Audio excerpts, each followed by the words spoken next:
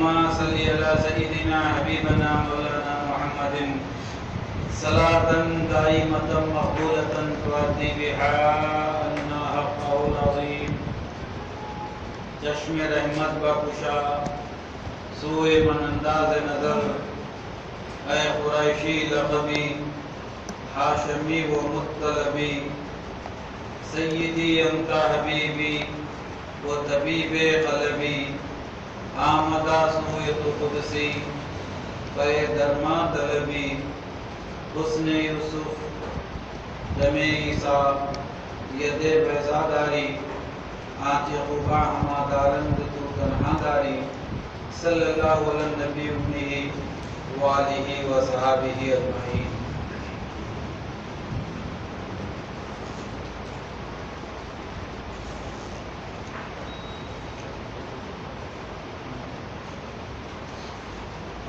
اعوذ باللہ من الشیطان الرجیم. بسم اللہ الرحمن الرحیم. ووهبنا له إسحاق ويعقوب كلا هدينا ونوحا هدينا من قبل ومن ذريته داود وسليمان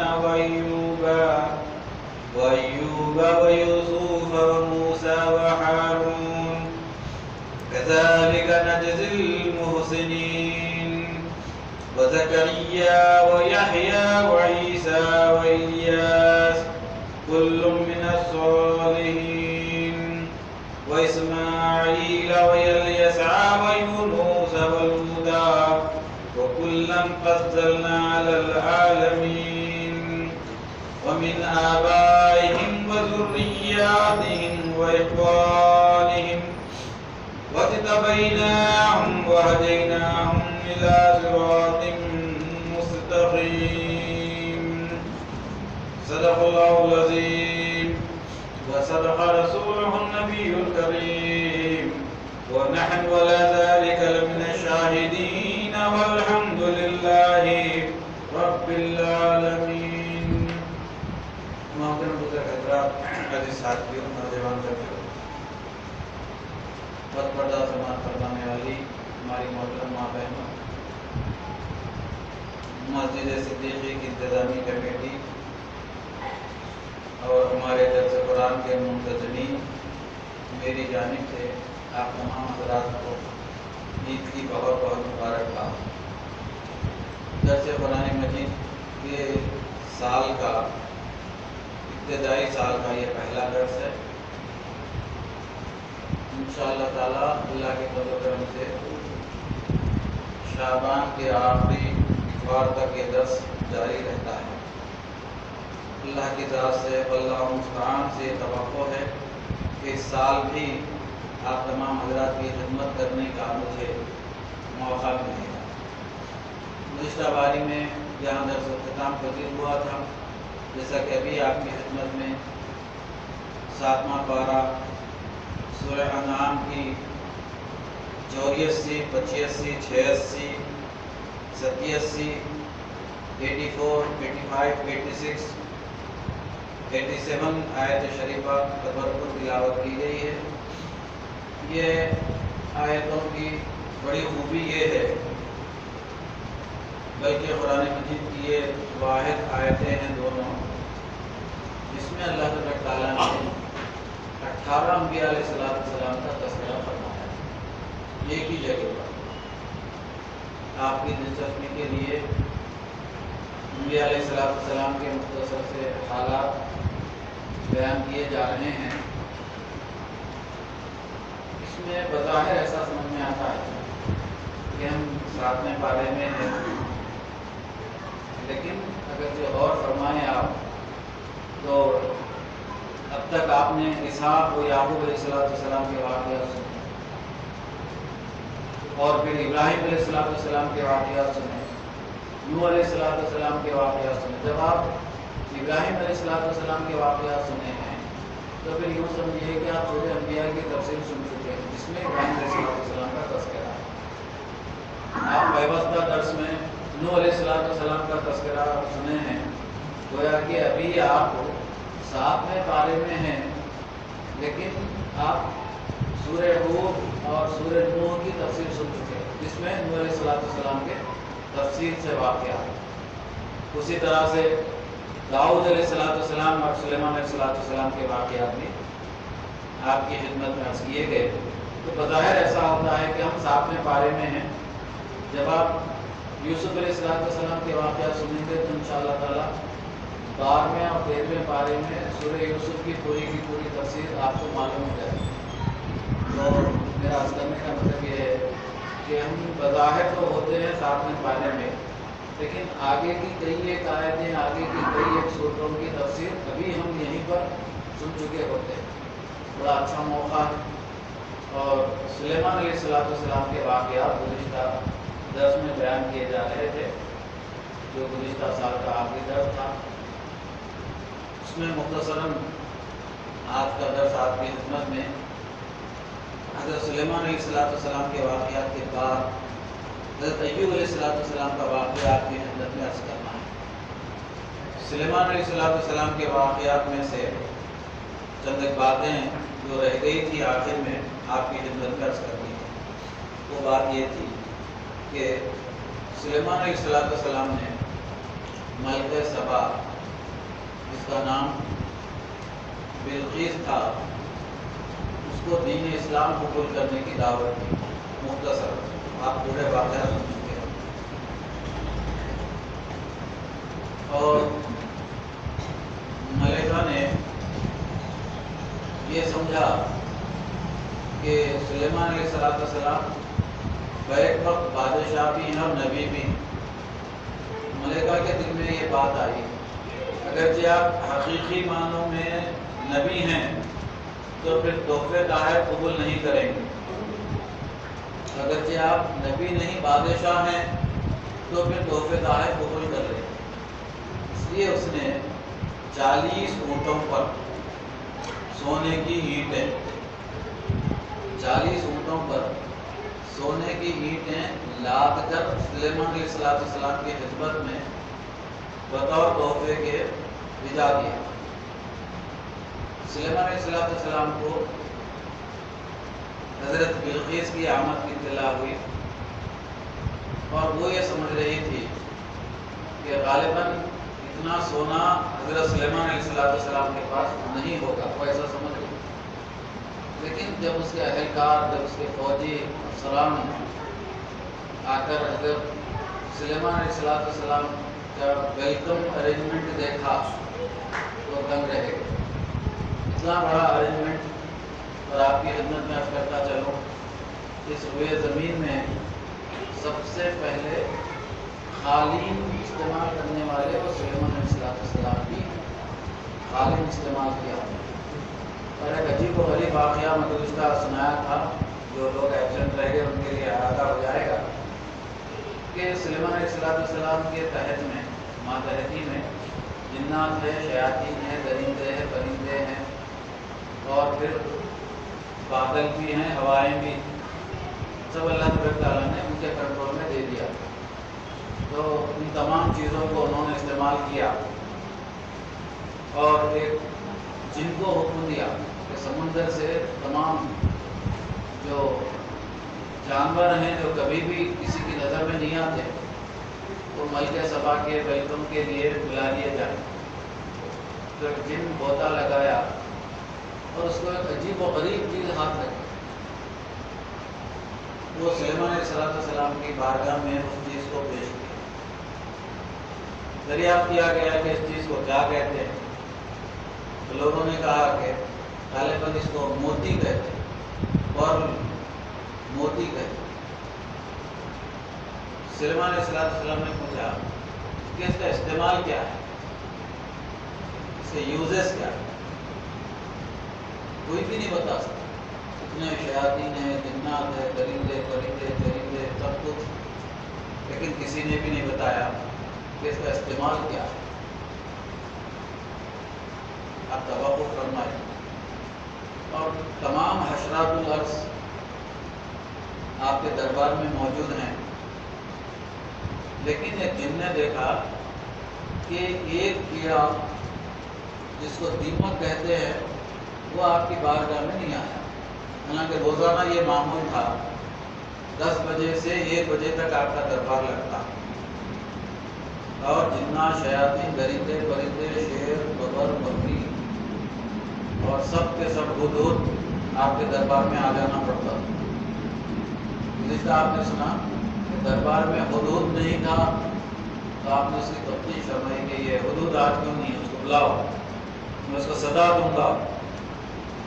تو ہدہد آیا اور اس نے کہا کہ میں آپ کے سلطنت سے بہت دور چلے گیا تھا، میں ملک سبا کو، وہاں پر میں نے ایک ملکہ کو دیکھا، بہت دولت مند ہے، وہ حکمران ہے، اس نے اطلاع دی۔ آپ گزشتہ سن چکے، اب اس سے آگے مجھے یاد دہانی کے لیے عرض کرنا ہے کہ وہ دیمک کو بلایا گیا اور اس سے پوچھا گیا کہ یہ موتی کا استعمال کیا ہے، تو دیمک موتی کی ایک جانب سے سراغ کرتے ہوئے دوسرے جانب نکل گئی۔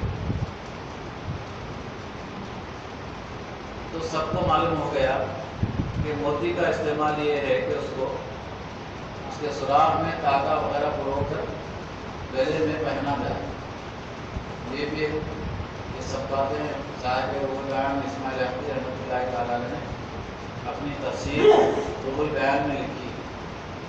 تفسیر ایک ایسا واحد مضمون ہے، آپ اس کی جتنی گہرائی میں جائیے، ہمارے اللہ والے لوگ اپنی محنت اور مشقت سے ہمارے لیے ایسے علوم کا ذخائر جمع کرتے رہے ہیں کہ ہم جمع کرنا تو دور کی بات، پڑھنا بھی ہمارے لیے مشکل ہے۔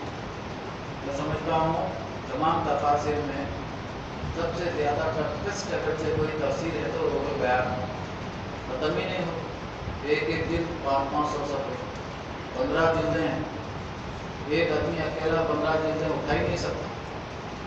تو پڑھنے کا سوچنا، اتنی تفسیر، جتنی گہرائی میں جائیے، آپ کھوج میں جائیے، ریسرچ کیجیے، اتنی تفسیر کی کتابیں موجود ہیں۔ اب جب ملکہ آئی اور اس کے کارندے آئے تو دیکھا کہ یہاں تو صورتحال ہی الگ ہے، اور انتظامات ایسے عجیب و غریب ہیں کہ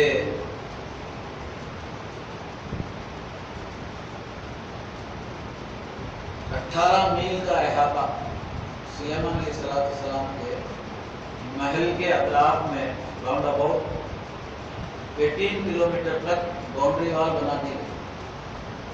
اور کیسے بنا دی گئی؟ وہ پورا اس کا چاندی اور سونے کے اینٹوں سے بنا، دیواروں پر بھی سونے کا ملمہ کرا دیا گیا، اور حسین جانور، جنگلی جانور، جنات، شیاطین، سب کے سب دست بردہ ٹھہرے ہوئے، اور اتنے احاطے میں قالین بچھا دی گئی، 4000 سونے کی کرسیاں رکھی گئی۔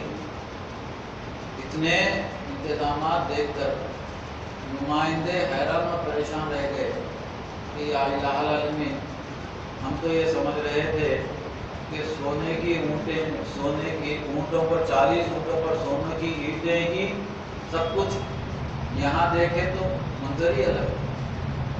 ملکہ سبا آتی ہے اور گزشتہ یہاں پر ہمارا درس ختم ہوا، جب سلیمان علیہ السلام کے محل میں وہ داخل ہوتی ہے تو اس کو گمان ہوتا ہے کہ محل کے انٹرنس پر پانی، یہ قرآن مجید کی آیتیں میں آپ کی خدمت میں عرض کر رہا ہوں، ملکہ کو گمان ہوتا ہے کہ وہ پانی ہے، تو پانی سے اپنے پیروں کو بچانے کے لیے ملکہ نے جو لباس پہنا تھا، قرآن نے ارشاد فرمایا کہ اس نے اپنے لباس کو اٹھایا پنڈلی کے اوپر سے، اور ملکہ کی پنڈلی نظر آ گئی تو لوگوں کو معلوم ہوا کہ وہ جنیا کی بیٹی ملکہ ہے، لیکن جنیا، جن کی بیوی، وائف آف دا جن کی بیٹی، لوگوں کو معلوم ہے، کیونکہ جنات کے پیر اور ہاتھ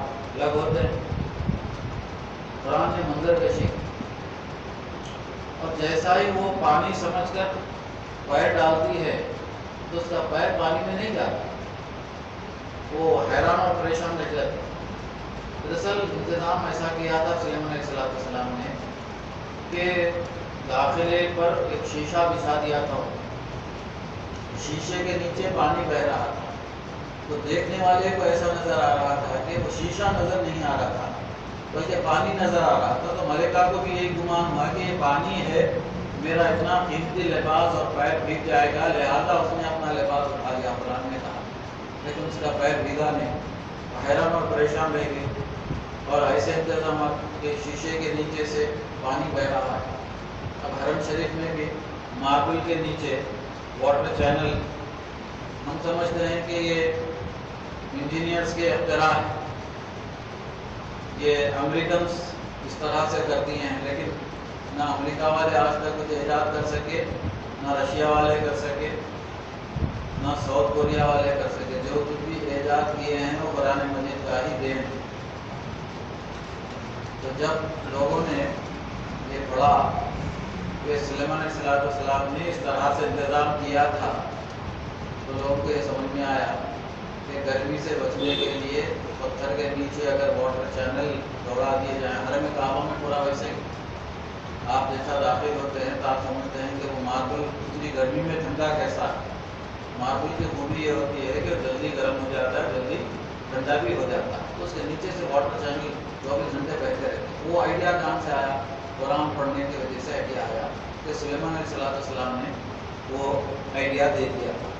ملکہ حیران اور پریشان رہ گئی اور یہ سمجھتے رہ گئی کہ میں جو 40 اونٹوں پر سونے کی 1000 اینٹیں جو بھیجائی تھی، اور یہاں تو 18,000 کلومیٹر کی باؤنڈری وال سونے کی اینٹوں سے بنی ہوئی، حیران اور پریشان ہے۔ اس کے بعد سلیمان علیہ السلام اندر کی جانب اس کو لے جاتے ہیں۔ اس کی حیرت کی انتہا نہیں رہتی کہ وہ اپنا تخت جو سبا میں چھوڑ کر آئی تھی، ملک سبا میں، وہ ابراہیم علیہ السلام کے اس کمرے میں موجود ہے۔ وہ تخت بھی کیسا تھا؟ ایسا ویسا چھوٹا نہیں تھا۔ وہ تخت کے بارے میں لکھا ہوا ہے کہ 80 گز چوڑا تھا، 80 فٹ سے بھی ذرا کم سے چوڑا تھا، 80 گز چوڑا تھا اور 80 گز لمبا تھا اور 80 گز اونچا تھا۔ منزلیں بنی ہوئی، سیڑھیاں لگی ہوئی، اور پورے کے پورے تخت کو سونے جواہرات سے منزہ کر دیا گیا، سجا دیا گیا۔ جب دروازہ کھولا گیا تو ملکہ نے دیکھا کہ اس کا تخت موجود، تو حیران اور پریشان کہ اتنا وزنی تخت اور ملک سبا سے سلیمان علیہ السلام کے ملک میں کیسے آ گیا؟ پریشان رہ گئی، اب پوچھ تو نہیں سکتی، لیکن اس کو ایک بات کا یقین ہو گیا، یہ بات کا یقین ہو گیا کہ سلیمان علیہ السلام بے شک روح کے بادشاہ، لیکن نبی ہیں، بادشاہت کا غلبہ کم ہے، نبوت اور رسالت کا غلبہ ان پر زیادہ ہے۔ اس کا قلب جو تھا وہ قلب سلیم ہو گیا، قرآن نے کہا۔ اس کے دل میں جو شرک تھا وہ نکل گیا ملکہ کے دل سے۔ اور تعجب کی بات یہ ہے کہ ملکہ آنے سے پہلے سلیمان علیہ السلام نے کہا کہ ہدہد نے ملکہ کے تخت کی بڑی تعریف کی، پورے کا پورا نقشہ کھینچ دیا تھا سلیمان علیہ السلام نے۔ ہدہد، اللہ تبارک تعالیٰ نے قرآن مجید میں کہا کہ کائنات کی ہر چیز اللہ کی حمد و ثنا بیان کرتی ہے، لیکن تم ان کی گفتگو کو سمجھ نہیں سکتے، ایسے مجبور ہو کہ تم ان کی گفتگو کو سمجھ نہیں سکتے۔ وہ تو بہت بڑی بات ہے پرندوں کی گفتگو سمجھنا، ہم ہمارے ہمسایہ قوم کی گفتگو کو ہی نہیں سمجھتے۔ کوئی دل میں بات کر سمجھ میں آتا نہیں، مطلب ہم ہمسایہ قوموں کی گفتگو نہیں سمجھ رہے تو پرندوں کی گفتگو کیا سمجھیں؟ یہ اللہ والے تھے جن کا اللہ تعالیٰ شرح صبر فرماتا تھا اور ان کو ایسا علم بھی دیتا تھا جو عام لوگوں کو نہیں آتا تھا۔ بہت سارے بزرگان دین کے واقعات میں ایسا لکھا ہوا رہتا ہے، اللہ تعالیٰ ان کو وہ خوبی دے دیتا تھا اپنے غربت کی وجہ سے۔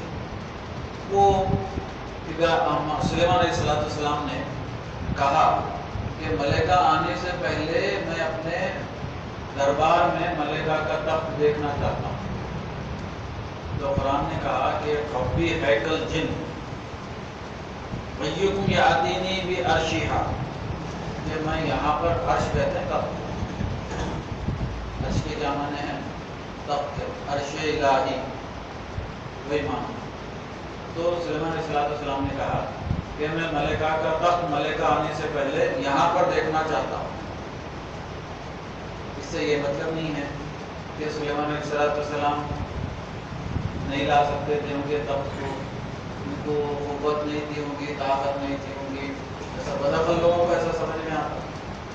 لیکن اللہ تبارک تعالیٰ یہ بتانا چاہتا تھا کہ میرے نبی کے اختیارات تو بہت بڑی بات ہے، میں نے ان کو تو بہت زیادہ اختیار دیا، لیکن میرے جو ولی ہیں میں بھی ان کو اتنا اختیار دیا ہوں کہ عام لوگوں سے بالکل تمہارے عقلوں میں بھی نہیں آ سکتا.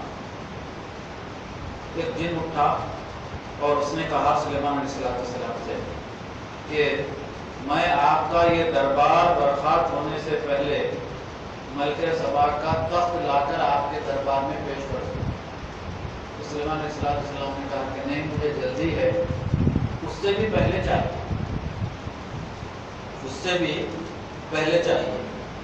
تو ایک آپ کے جو وزیر تھے جن کا نام آصف بن برقیہ تھا، جو آپ کے خالہ زاد بھائی بھی ہیں، وزیر بھی ہیں، وہ اٹھے اور سلیمان علیہ السلام سے انہوں نے عرض کی کہ انا آتی کا بھی قبل ان یرتد الیک طرفک، کہ میں آپ پلک جھپکنے سے پہلے کیا کہا انہوں نے کہ الیک طرفک، پلک جھپکنے سے پہلے یرتد الیک طرفک، کہ پلک جھپکنے میں کتنی دیر لے گی آپ کا پلک جھپکنے؟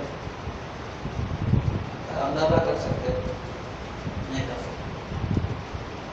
انہوں نے کہا، آصف برقیہ نے کہا کہ میں پلک جھپکنے سے پہلے کتنا وزنی تخت ابھی آپ سنیں، اور لا کر سلیمان علیہ السلام کے دربار میں پیش کر دیا.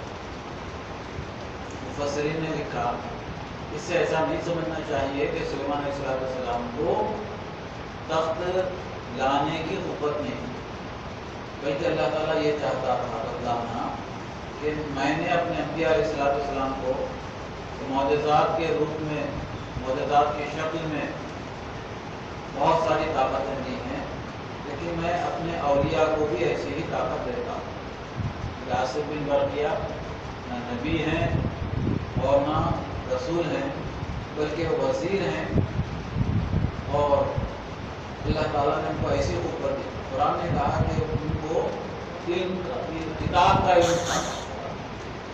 قرآن نے کہا کہ ان کو کتاب کا علم تھا.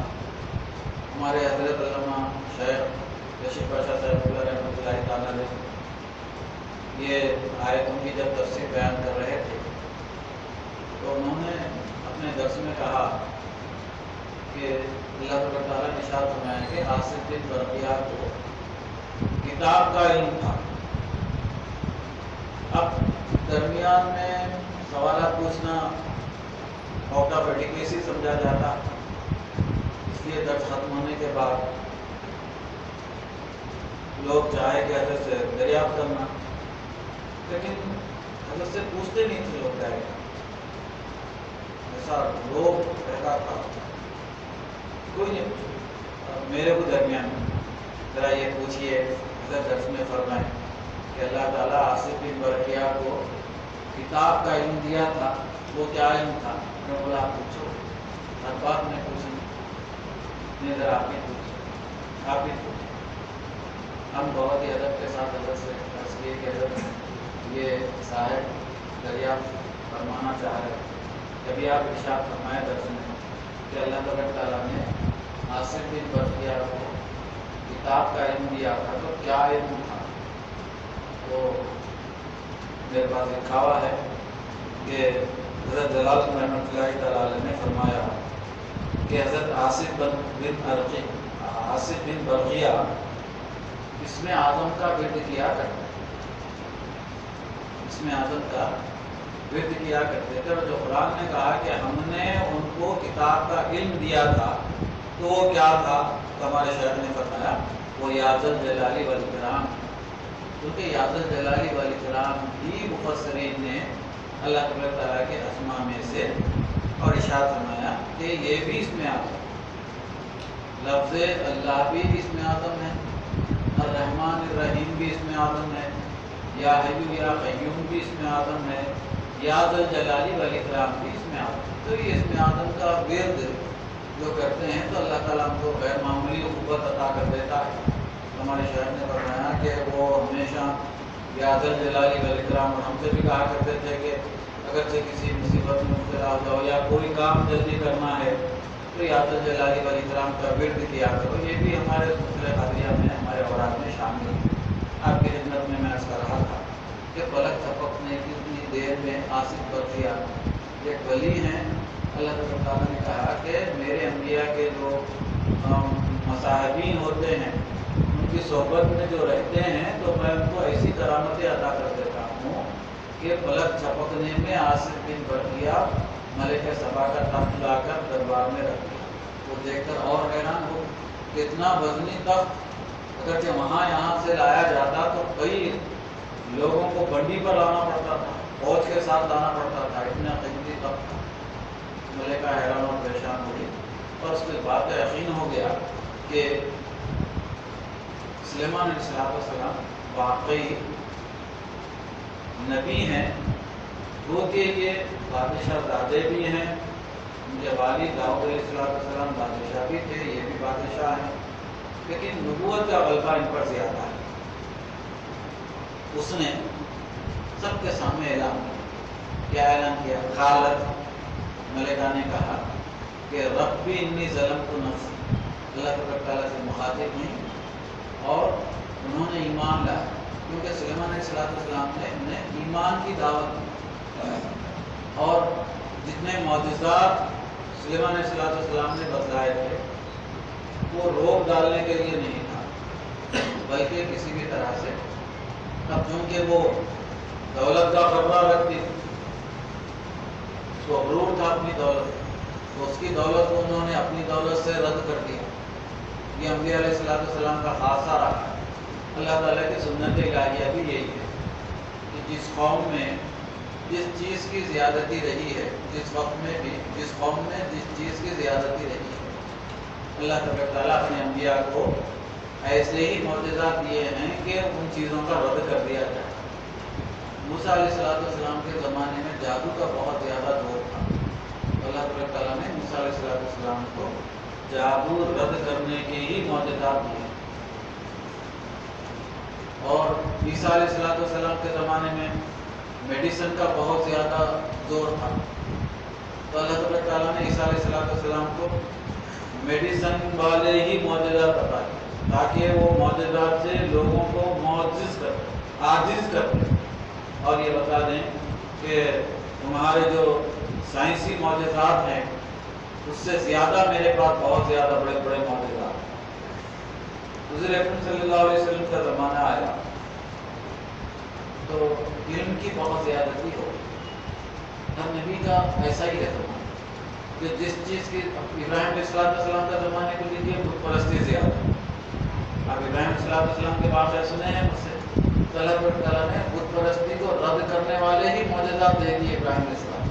حضور پاک صلی اللہ علیہ وسلم کا زمانہ آیا، آپ کا زمانہ قیامت قائم ہونے تک کا زمانہ ہے، کب قیامت آتی نہیں معلوم ہے، آج کل پرسوں تو ایسا کہیں لکھا ہوا نہیں، کئی ہزار سال کے بعد بھی آ سکتی ہے، تو اب یہ علمی زمانہ ہے۔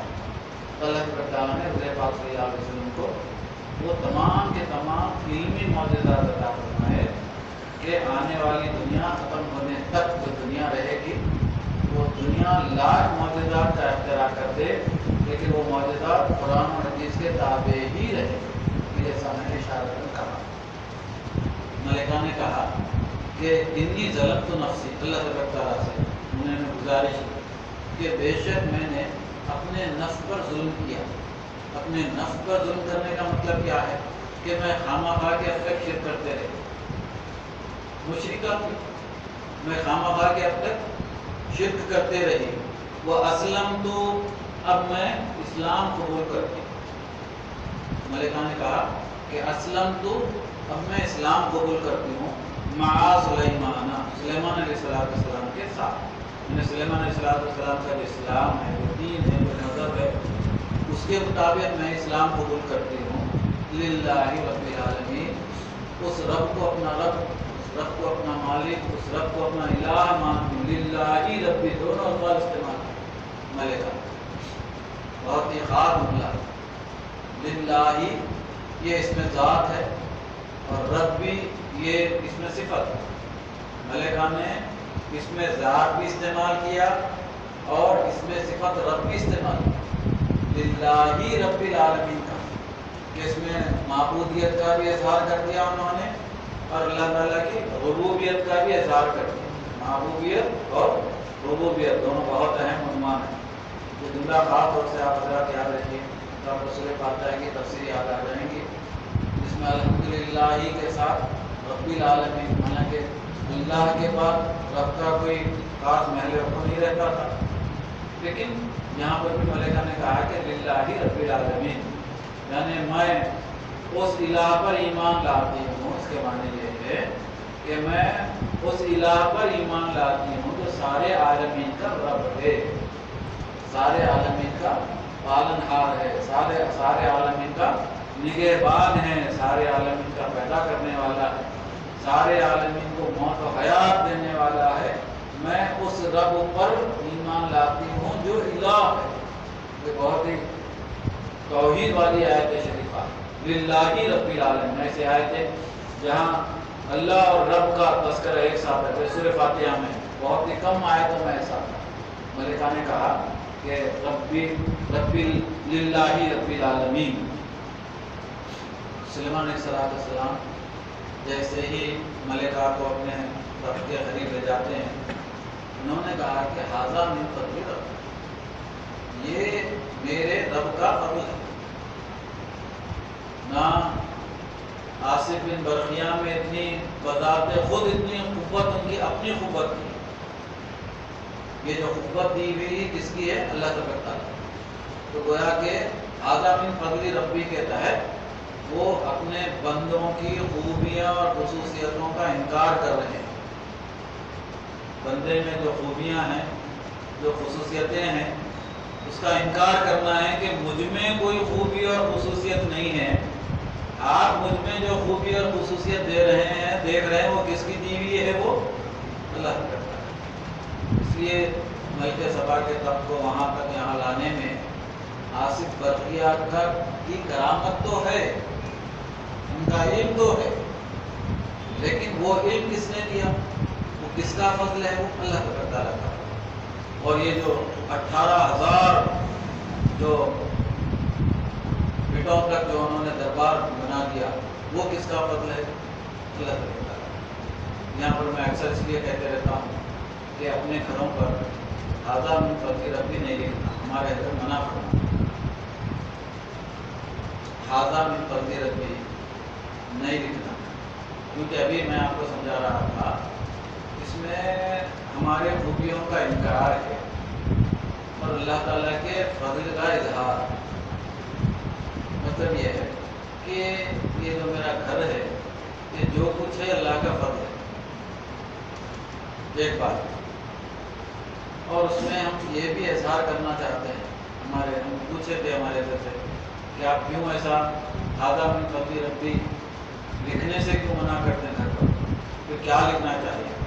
حضرت سورہ کہف کی آیت شریفہ پڑھ کر سنائے اور حضرت نے کہا تھا کہ سورہ کہف میں اللہ تعالیٰ نے ارشاد فرمایا کہ باغ والے ماشاءاللہ کیوں نہیں کہے؟ ماشاءاللہ لا قوت کیوں نہیں کہے؟ جب باغ والے باغ میں داخل ہوئے، سورہ کہف میں ہے ماشاءاللہ لا قوت کہنا چاہیے تھا. حضرت نے فرمایا کہ اپنے مکانوں پر ماشاءاللہ لکھا کرو، ھذا من فضل مت لکھا کرو. تو ہم نے پوچھا کہ ھذا من فضل یہ میرا رب کا فضل ہے، اور یہ تو اور اچھا سمجھ میں آ رہا. حضرت فرمائے کہ نہیں، یہ آپ کے رب کا فضل ہے، لیکن آپ جو مکان بنائے ہیں وہ مکان میں تھوڑا ادھر ادھر کا بھی رہتا ہی رہتا. بعض والوں کی تھوڑی زمین بھی انکروچمنٹ میں آئی جاتی، وہ باہر رہتے، اب باہر رہ کے ان کے پلاٹ میں سے تھوڑا مار بھی دیتے اور پھر تھوڑا غیر غلط آمدنی بھی رہتی، پھر اس کے بعد بہنوں کو نہیں دیے سو حصہ بھی رہتا، بھائیوں کا بھی حصہ مار دیے سو رہتا، اور پھر سود کی بھی رقم رہتی اس میں، پھر جاب کرتے وقت غیر غلط رقم کمائی سو بھی رہتی، وہ سو ملا کے گھر بنا ہے، تو اس کو ہاتھا میں تبدیل رکھتی کیسا ہو؟ جب بات سمجھ یہ علماء لوگ تو علامہ ہیں بہت بڑے، تو وہ اتنے اچھے انداز سے ہم کو بہت ہی آسانی کے ساتھ سمجھا رہے کہ آپ ان تمام چیزوں کو اللہ کا فضل کیسے، یعنی آپ اپنی تمام برائیوں میں اللہ تعالیٰ کو شامل کریں، تمام برائیوں میں کیا کرے؟ اللہ تعالیٰ کو۔ اب ذرا سمجھاتے لوگوں کو سمجھ میں آ رہا، ماشاء اللہ اللہ قوت الا باللہ لکھ رہے ہیں، اگر نہیں بھی لکھے تو ماشاء اللہ لکھے بھی تو کافی دعائیہ کلمہ ہے کہ اللہ تعالیٰ اس میں خیر و برکت عطا کرنا، یہ دعائیہ کلمہ یہ صحیح ہے، علماء کا اجازت بھی آتا ہے، لیکن کسی بھی طرح سے حاضر میں فضیل بھی نہیں لکھنا، دلیل بھی نہیں پیش کرنا۔ قرآن میں ہے نا سلیمان علیہ السلام بولے نا حاضر میں فضیل ربی بولے نا، وہ بولے یہ بولے، تو پھر اس کے پیچھے پورا سنانا پڑتا ہے۔ اگر صحیح مان لیے تو بات جہاں کی وہاں ختم ہو جائے، ایسا نہ کرو بیٹے بولے تو بیٹے مان لیے تو ختم ہو جائے، لیکن بیٹے حجت میں گئے تو پھر سب سنانا پڑتا۔ آپ بہنوں کا حصہ دیے کیا جائیداد میں سے، بھائیوں کا حصہ ہڑپ کر لیے کیا، بازو والے کی زمین مارے کیا، یہ سب کہانی پورا کھود کے نکالنا۔ ساتھ ایسا نہ تو کرو بندی، علماء جیسا ہوتے ایسا کیا کرنا، سن لینا تو ہم بچ جاتے۔ ہم اپنے جو بیک گراؤنڈ میں جو ہے نا ہمارا پورا کرتا اس سے ہم محفوظ و معمول ہیں۔ اب سلیمان علیہ السلام سے تو یہ تو ہر بات اللہ کے حکم سے معجزے سے ہو جاتی ہے، کیا ان کو نہ کمانا تھا، نہ جا کے سونے کی کام سے سونا جمع کر کے لانا تھا، جنات کو حکم دے دیے چلو بیت المقدس بنا دو، کبھی موقع ملا تو زندگی میں جائیے، بہتا شریف بھی جائیے۔ قرآن مجید کے جتنے بڑے بڑے علماء ہیں مفسرین ہیں سب کے سب میں گیا تھا، بہتا شریف میں ہی ہے، وہاں پر جائیے ان علماء سے ملاقات بھی ہو جاتی، اور کبھی بیت المقدس کا بھی دورہ کیجیے۔ پہلے تو ایسا ہوتا تھا کہ بغداد سے بیت المقدس سے شام سے اور مکہ شریفہ کا عمرہ کرا کے لوگ لاتے تھے، اب حالات خراب ہیں اس لیے ایسے کوئی پیکیجز نہیں مل رہے ہیں، پھر اللہ تعالیٰ کا جبھی موقع ملا اللہ تعالیٰ دولت دیا تو جائیے، کیونکہ ساری دولت نہیں رہ جائے گی۔ اللہ تعالیٰ نے قرآن مجید نے کہا کہ سیرو فی الارض، میری زمین میں گھومو، پھرو، سیر و تفریح کرو میرے زمین، دیکھو کہ وہ لوگ جو اللہ کی نشانیوں کو جھٹلاتے ہیں آج ان کے محلات کی جگہ ایک قلعہ باقی نہیں، وہ بادشاہ سلامت کا کنگ کوٹ کے جہاں سے ایپٹ سے جب لوگ سائیکل پہ جاتے تھے تو گھنٹی نہیں مار سکتے، آپ کو نہیں معلوم؟ پرائمری اسکول کے سامنے سے جب جاتے تھے تو گھنٹی نہیں بجا سکتے، کیونکہ اس کے قریب میں کیا ہے، بادشاہ سلامت کا محل ہے، گھنٹی سائیکل کی گھنٹی، جب بائک تو آئی نہیں، گھنٹی نہیں بجا سکتے، اگر کوئی گھنٹی بجائے تو پھر اریسٹ ہو جاتے تھے۔ آج جہاں سے گھنٹی بجانا ممنوع تھا وہاں پر ہاتھ پڑی بن گیا، پورے کا پورا محل کنگ کوٹی کے محل پورے کا پورا انکم ٹیکس میں چلے گا جنرلٹی کے ساتھ۔ یہ باطن کی عبرت والی ہے۔ انبیاء علیہ السلام کے واقعات بیان کرنے میں آخر میں آپ کو سناؤں گا، اس کا جو تتیمہ ہے آج تو نہیں ابھی باقی ہے، اور آخر میں تتیمہ سناؤں گا۔ ایک بات ہمیشہ یاد رکھیے کہ یہ قصص القرآن کی ضرورت کیا ہے، اللہ تعالیٰ کیوں انبیاء علیہ السلام کے قصے واقعات بیان کرتا ہے، اس سے ہمیں کیا درس ملتا ہے، ہمیں کیا لیسن ملتا ہے، اس سے دیکھیے آپ انبیاء علیہ السلام کے واقعات بیان کرتے، اور بیٹے کے بھی واقعات بیان ہو رہے ہیں، پوترے کے بھی ہو رہے ہیں، دادا کے بھی ہو رہے ہیں، پردادا کے بھی ہو رہے ہیں۔ مثال کے طور ابراہیم علیہ السلام کیا ہیں؟ زور سے بولیے، دادا۔ ان کے صاحبزادے کیا ہے؟ اسحاق علیہ السلام بیٹے۔ ان کے صاحبزادے کیا ہے؟ یعقوب علیہ السلام۔ ان کے صاحبزادے کیا ہے؟ یوسف علیہ السلام، داؤد علیہ السلام، سلیمان علیہ السلام۔ تو دادا کا تذکرہ آیا، ان کے نیچے سے یہ تو پوترے کا تذکرہ آیا، باپ کا تذکرہ آیا، دادا کا تذکرہ آیا، پردادا کا تذکرہ آیا۔ یہ تمام کے تمام شجرہ پورا کا پورا تذکرہ آ گیا۔ اس سے کیا سبق ملا؟ اس سے یہ سبق ملا کہ آپ بھی اپنے بابا دادا کا شجرہ تیار کرو۔ یہ طریقہ نہیں ہے ہم بھی کیا کرنا، یہ دیکھ رہے ہیں آپ سیکوینس، یہ سیکوینس اس وجہ سے ہم سے کیا اپیل کر رہے ہیں، ہم سے کیا، یہ کوئی ایسا ہماری کتاب تو ہے نہیں ہے، یہ فکشن تو ہے نہیں، اللہ کا کلام ہے۔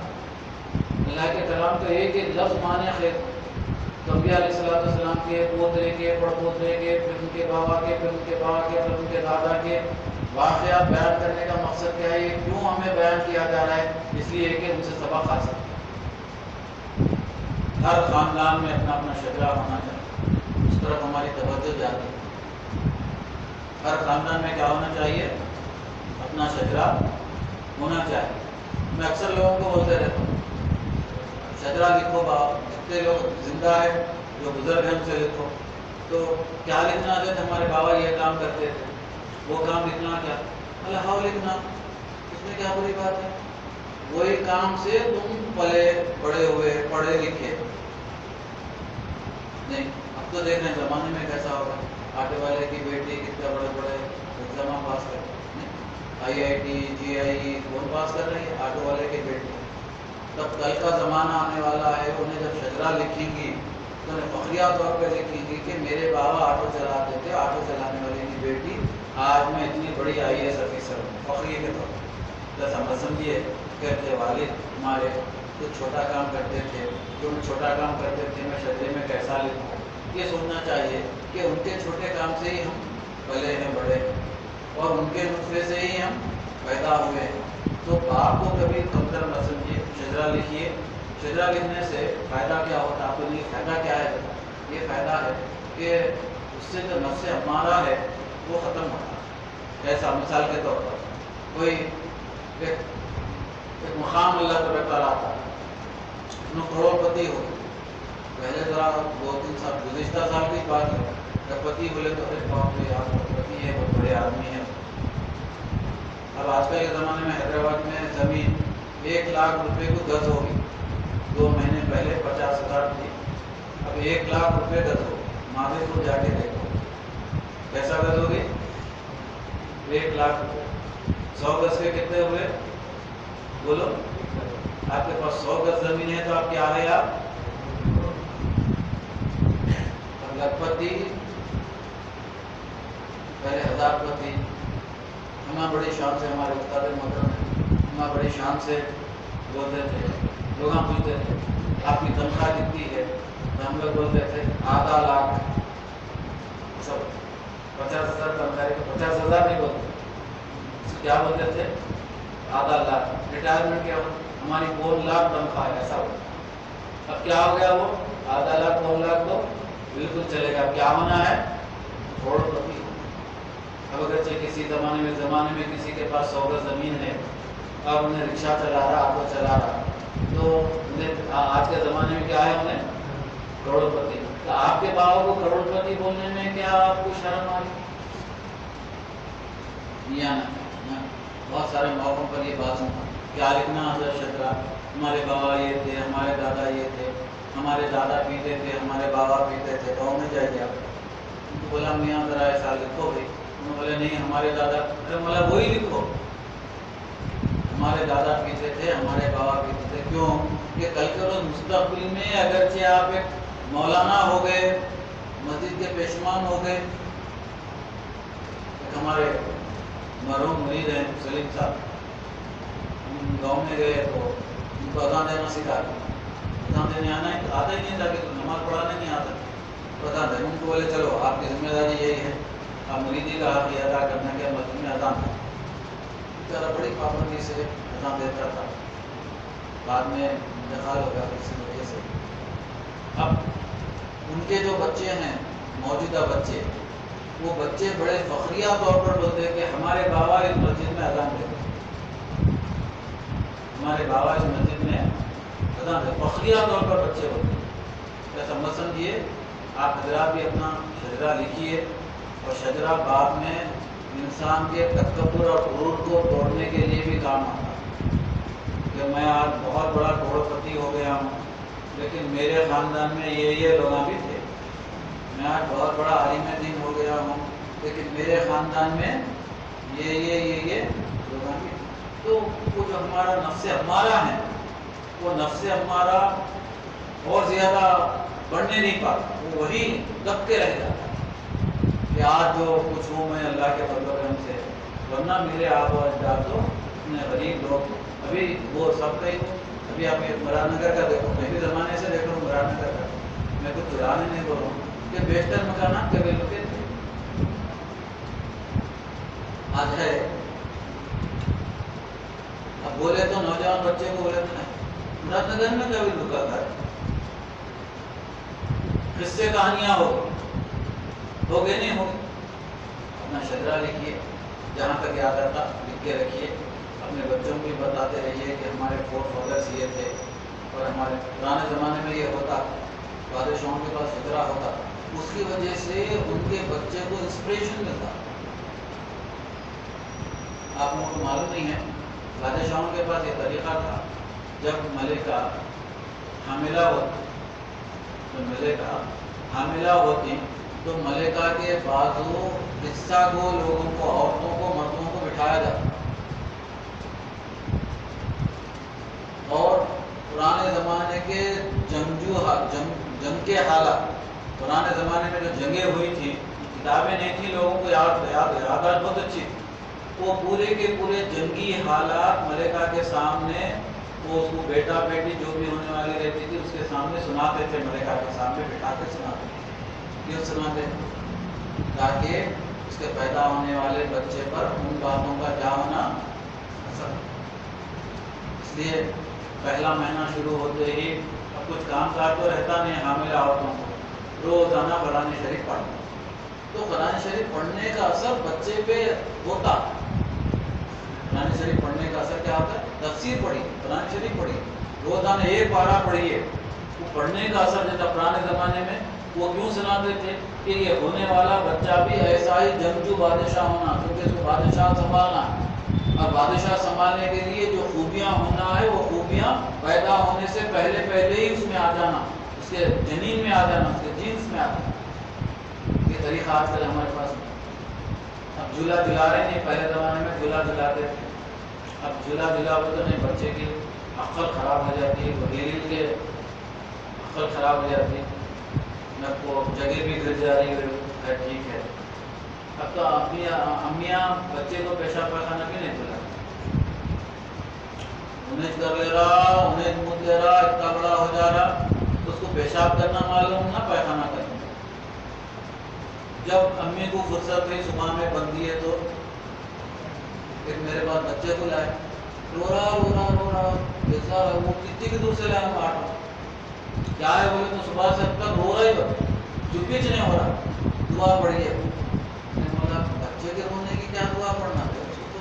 تو روتا ہی بچہ، اس کو بات کرنے نہیں آتا. جو بھی بولنا ہے نا رو کے بولتا، دودھ پینا ہے رو کے بولتا، بات کرنے نہیں آتا. کیا دعا پڑھنا ہے؟ میں کیا کرا، جو ڈائپر تھا اس کو تھوڑا سا لوز کر دیا، بچے کا رونا بند ہو گیا. میں بولا دعا پڑھ گیا، قبول ہو کے لے گیا. دوسرے رائے سے لے کے جیسے کرایہ کیا ہوا بیکار ہو. کس کے بندی کے صبح سے شام تک نہیں. اللہ رحم کرے ہماری عورتوں میں. وہ ایک کام تھا نلانے دلانے کا، وہ بھی ختم، وہ بھی ڈائپر. آخری بات جو آپ کی خدمت میں عرض کرنا تھا وہ یہ تھا کہ ملکہ سلامت جب سلیمان علیہ السلام کے معجزات کو اور یہ چیزوں کو دیکھی تو ایمان لے آئی، اور اس نے کہا اسلمت مع سلیمان. سلیمان علیہ السلام کے ساتھ ایمان لاتی ہوں للہ رب العالمین، اس الہ پر جو سارے عالم کا رب ہے۔ یہ بات باقی رہ گئی تھی کہ سلیمان علیہ السلام کی عمر شریف صرف 53 سال کی تھی۔ آپ 13 سال کی عمر میں نبوت پر فائز کیے گئے، 40 سال تک آپ نے حکمرانی کی، اور آپ کے انتقال کا واقعہ بہت ہی مشہور ہے۔ وہ یہ تھے کہ شیاطین اس زمانے کے لوگوں میں یہ کہا کرتے تھے، کیا کہا کرتے تھے کہ سلیمان علیہ السلام جادوگر ہے، لہذا جادو کے زور پر جنات، شیاطین، درندے پرندے سب پر، ہواؤں پر، بادلوں پر، سب پر آپ کی حکمرانی ہے، کیونکہ آپ جادوگر، آپ کیا ہیں؟ جادوگر۔ ایسا شیاطین وہ بات جو کہ اس زمانے میں جادو کا بہت زیادہ تھا، بہت زیادہ۔ تو سلیمان علیہ السلام نے کیا کیا، تمام جادوگروں کو بلایا، اور وہ جادوگری کی اتنی کتابیں سب حرام ہیں اسلام، جادو کرنا حرام ہے، جادو کرانا بھی حرام، جادو کرنے والے کو بھی قتل کرنا ہے، جادو کرانے والے کو بھی قتل کرنا ہے، اور دونوں بھی دوزخی، کرنے والا اور کرانے والا دونوں بھی حرام ہے، اور دونوں بھی کیا ہے؟ دوزخی ہے، اور دونوں کو بھی قتل کر دیا جائے جادو کی وجہ سے۔ جادو اور حرام اس لیے ہے کہ بعض لوگوں کو یہ ہوا کہ نہیں یہ قرآن کی دعائیں پڑھ، قرآن کی دعا پڑھنا حرام نہیں، وہ تو شفا ہے، پڑھنا چاہیے۔ اور جادو بہت ہی غلط الفاظ اس میں استعمال ہوتے ہیں، صرفی عملیات ہوتے ہیں، جادو کرانا بھی نہیں چاہیے، جادو کرنا بھی نہیں چاہیے، دونوں بھی چیزیں حرام۔ تو یہ بات پھیلا کر رکھ دی تھی کہ سلیمان علیہ السلام جادوگر ہیں، اور وہ جادو کے زور پر یہ تمام چیزیں کرتے ہیں۔ تو انہوں نے کیا کیا تھا کہ تمام اپنے ملک کے جادوگروں کو بلایا، اور ان کے پاس کی لکھی ہوئی کتابوں کو منگایا، اور سلیمان علیہ السلام کی کرسی بہت مشہور تھی، بہت اونچی ہوا تھی، اور آپ کا ڈنڈا بھی تھا۔ جب آپ اجلاس منعقد کرتے 10 بجے سے 1 بجے تک، تو کرسی پر بیٹھا کرتے، وہ کرسی کے نیچے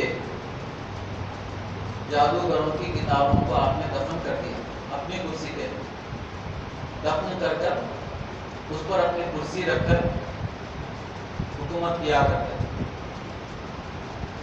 اب شیطان لوگوں میں یہ وسوسے ڈال دیا کہ وہ نبی اور رسول اور بادشاہ نہیں ہے بلکہ جادوگر ہے، نعوذ باللہ۔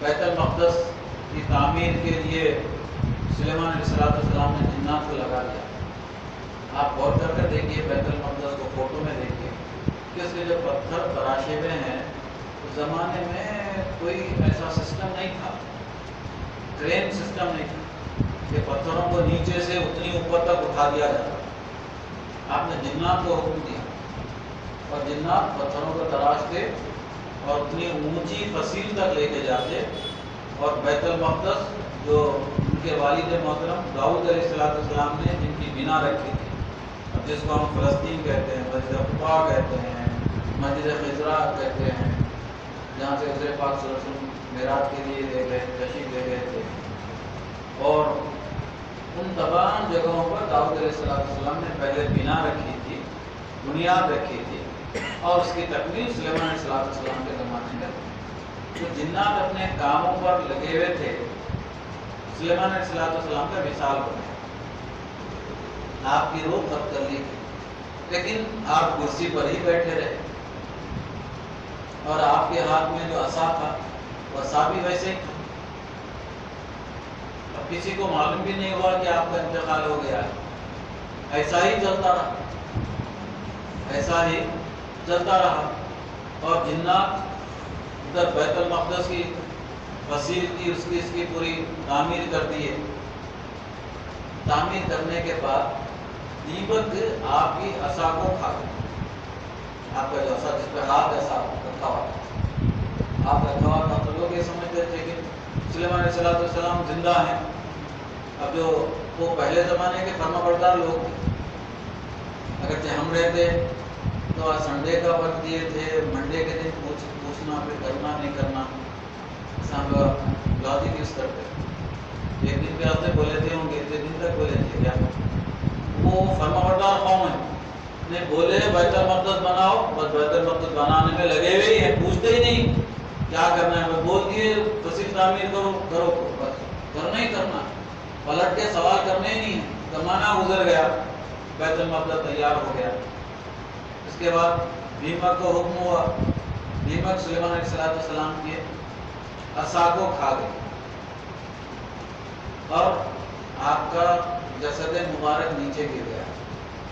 اس سے یہ بات معلوم ہوتی ہے کہ ہم لڑتے جھگڑتے، انبیاء علیہ السلام قبر میں زندہ ہے کیا، اولیاء قبر میں زندہ ہے کیا، منو زندہ ہے کیا، انو زندہ ہے کیا، ایسا جھگڑتے ہم یہاں دیکھے تو کیا ہے، وہ بھی قبض ہو گئی، زمانہ بھی گزر گیا اور نہ ان کے کپڑوں کو دھکا لگا، نہ ان کے ہاتھ کو، نہ ان کے گوشت کو، اور نہ ان کی کرسی کو، اور ان کا جو جسہ تھا، باڈی جس کو ہم کہتے ہیں، پورے کا پورا جیسے کا ویسا رہا. اللہ تعالیٰ برقرار رکھا. جس کا مطلب کیا معلوم ہوا کہ زمین پر روح کے ساتھ بھی جسم کو اللہ تعالیٰ برقرار رکھنے پر قادر ہے، اور پھر روح نکال کر بھی جسم کو، جیسا کہ سلیمان علیہ السلام کے واقعے میں ہے کہ اللہ تعالیٰ نے ان کے جسم کو بھی کئی سالوں تک، کئی دنوں تک برقرار رکھا. اور جب دیمک گر گئی، لکڑی گرا دی، تو پھر سب لوگوں کو معلوم ہوا کہ سلیمان علیہ السلام کا انتقال ہو گیا. اس سے پہلے پتہ ہی نہیں چلا. اس کے بعد شیطان آیا دوڑتے ہوئے، آ کے کرسی ہٹا کے کھود کے اعلان کرا. دیکھیں میں بولتا تھا سلیمان علیہ السلام جادوگر ہے، اور جادو کی کتابوں پر بیٹھ کر وہ جادو کیا کرتے تھے. میں بولتا تھا. وہاں کے علماء نے دیکھا اور کہا کہ نہیں، یہ سلیمان علیہ السلام کی نہ رائٹنگ ہے نہ لکھت ہے، وہ نہ لکھنا جانتے تھے نہ پڑھنا جانتے تھے. یہ فلانا جادوگروں کی جو زمانے میں موجود تھے، انہوں نے تصدیق کی کہ یہ فلانا جادوگروں کی مینوسکرپٹ ہے، یہ ہینڈ رائٹنگ ہے، ہم اچھی طرح سے جانتے ہیں، پہچانتے. یہاں تک سلیمان علیہ السلام کا واقعہ ختم ہوتا ہے. اس کے بعد ارشاد فرمایا گیا داؤد سلیمان و ایوب. ایوب علیہ السلام کا واقعے کو آپ کی خدمت میں عرض کرنا ہے. ایوب علیہ السلام کا تذکرہ قرآن مجید میں 4 سورتوں میں آیا. اب اگرچہ ایوب علیہ السلام کا پورا قصہ ہم سن رہے ہیں تو اس کا مطلب یہ ہوا کہ ہم سورہ نساء، سورہ انعام، سورہ انبیاء اور سورہ صاد 3 سورتوں کی تفسیر سنی، جس میں حضرت ایوب علیہ السلام کا واقعہ، جہاں ایوب علیہ السلام، حالانکہ ابھی ہم کہاں ہیں، 7ویں پارے، بس سن کہاں رہے ہیں.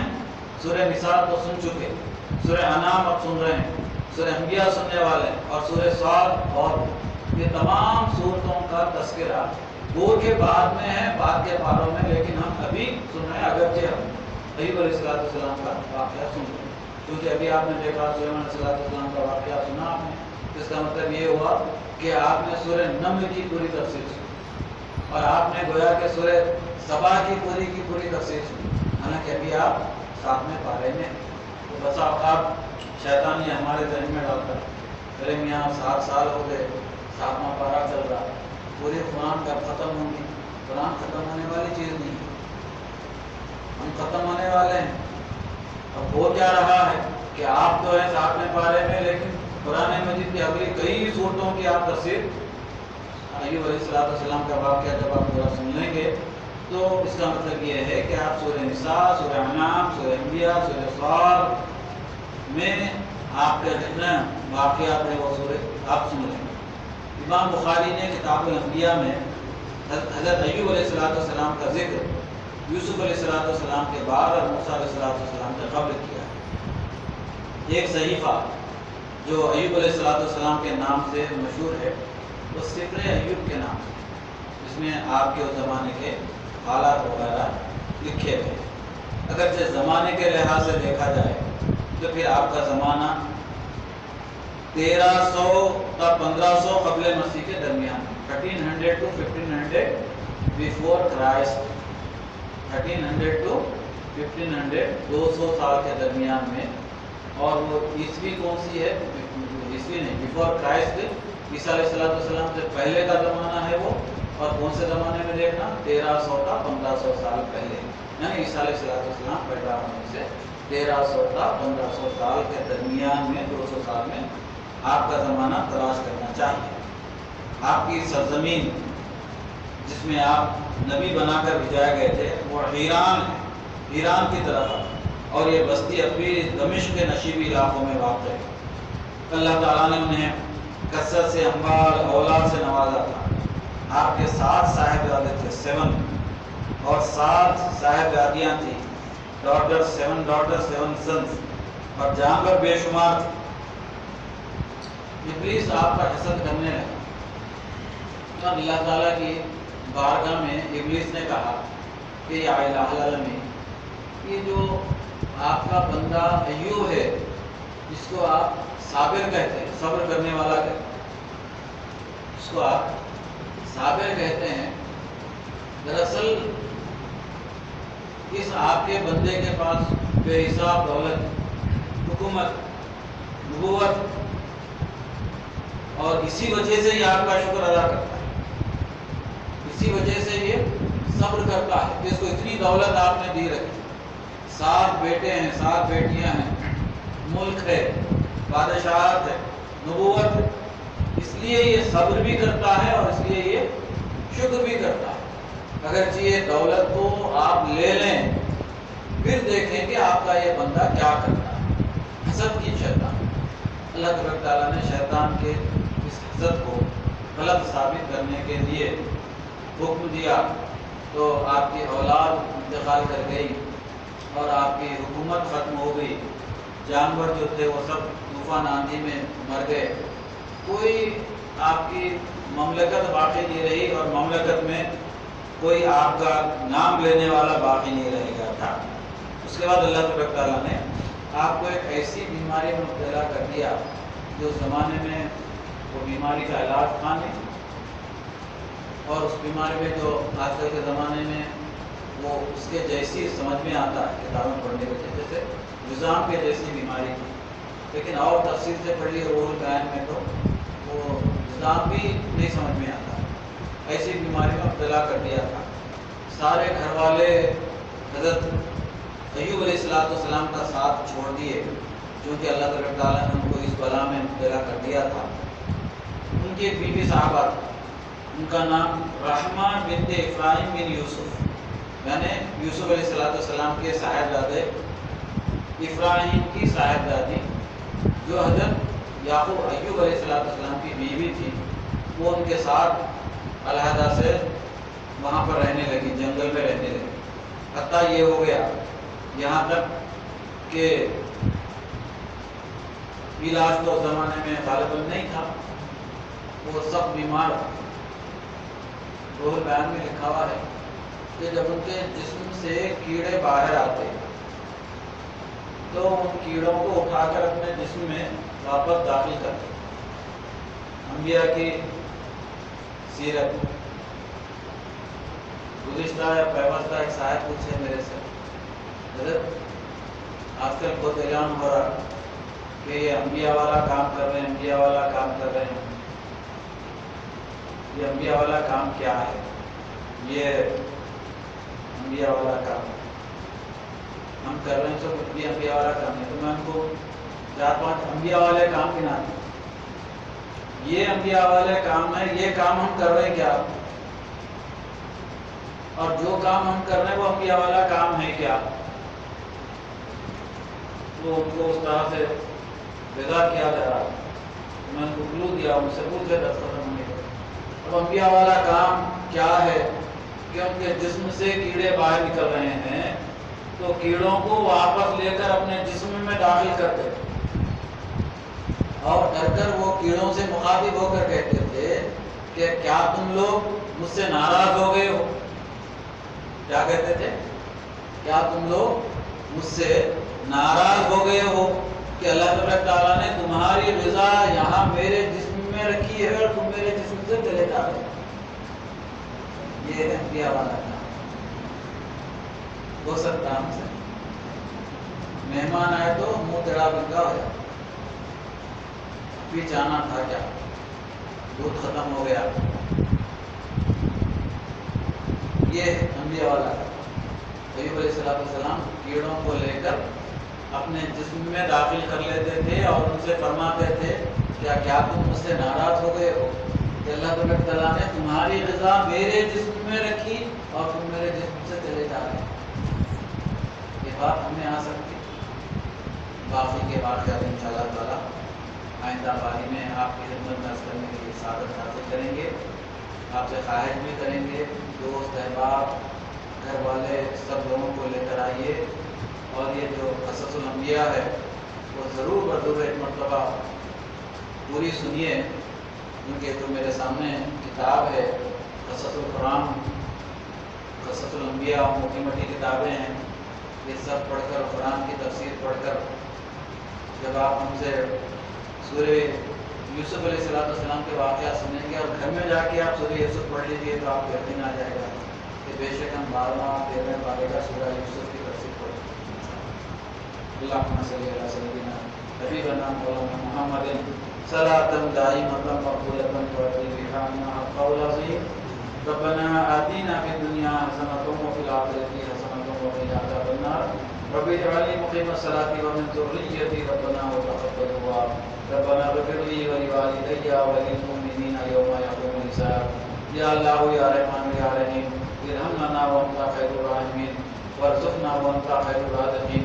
اللہم اسألک علما نافعا ورزقا واسعا شفاء من کل داء ربنا افرغ علینا صبرا وثبت اقدامنا وانصرنا علی القوم الکافرین۔ اللہم اسألک علما نافعا ورزقا واسعا شفاء من کل داء سبحان ربک رب العزة عما یصفون وسلام علی المرسلین والحمد للہ رب العالمین۔ السلام علیکم۔